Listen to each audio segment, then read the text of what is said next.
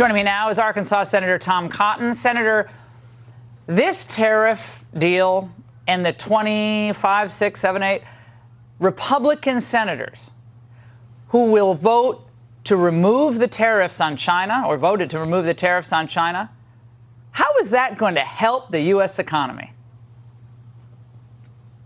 Laura, it's good to be on with you. I think you put it well. I don't think old McBiden has ever been to a farm or understands what's driving the inflation we see at the grocery store, at the gas pump, or paying our bills. We had tariffs on China. We had the coronavirus. We had supply chain challenges in the last administration. We didn't have inflation. We only got the inflation whenever Joe Biden took office and Democrats voted to spend $2 trillion that our economy no longer needed. Even Democratic economists like Larry Summers predicted that's exactly what was happening.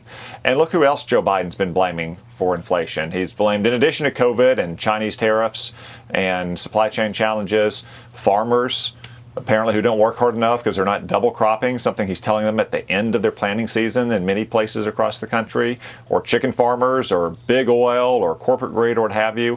This inflation all gets back to Joe Biden and the Democratic Party's failed policies.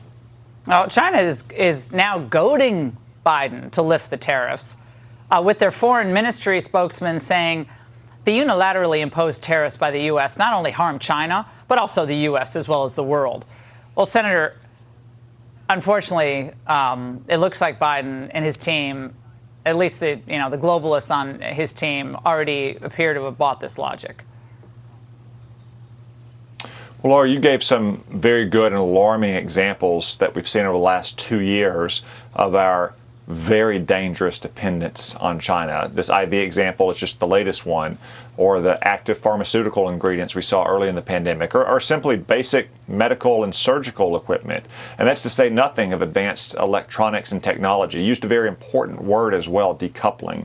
We need to decouple our economy in strategic and vital sectors from the Chinese economy. We cannot be dependent on the goods that feed us and clothe us and provide us defense and literally save our lives from a communist Chinese regime that wants to replace us as the world's dominant power. It was a mistake to let it happen over the last 30 years. We have to unwind it as quickly as we can.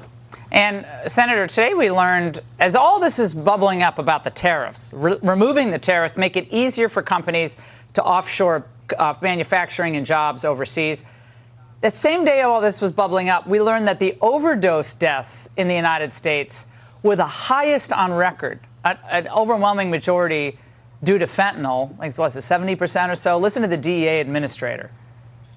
We are so focused right now on stopping the chemicals coming out of the Chinese chemical companies. China's to blame. Chinese chemical companies are the largest producer right now of the precursor chemicals that are being used to make fentanyl. There's a relationship between these Chinese chemical companies and the criminal cartels in Mexico.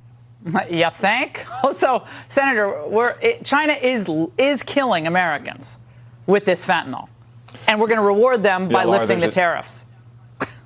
Can't make this up. There's a direct relationship between the Chinese pharmaceutical industries and these cartels in Mexico. In the past, they've often produced excess supplies and shipped them to the cartels. In more recent years, they've helped the cartels set up their own laboratories, provided some of the precursors as well. But the upshot of it is, because of Chinese and Mexican drug cartel cooperation flooding our country with this deadly synthetic drug fentanyl, we have once again set a sad, sad record in overdose deaths in this country.